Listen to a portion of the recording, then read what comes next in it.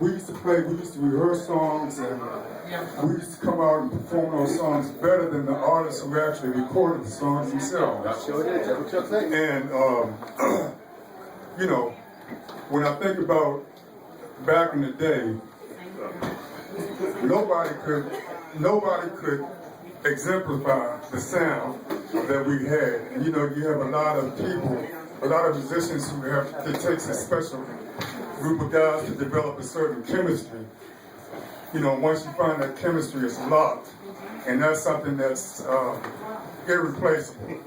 You know, so I remember back in the day when you're playing things like songs like do-do-do-do-do, what's his name? Back in Love Again. Back in Love Again. Barry White, songs like Barry White. Chuck used to have me play the go-go beat to do.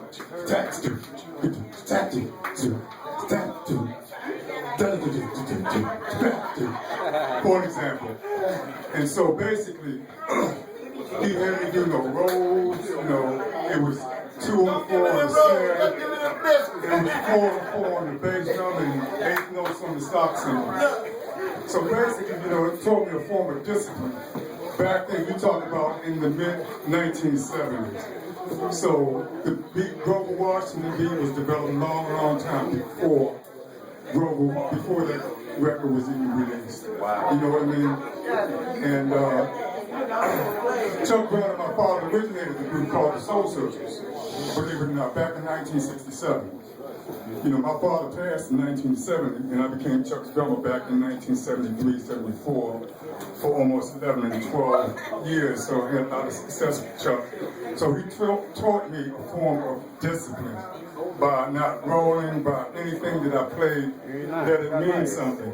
So I became so freaking bored playing this beat, stack, 3, 4, 5 nights a week, that I began to become bored and play those single-plated, intricate beats within a 4/4 type of rhythm.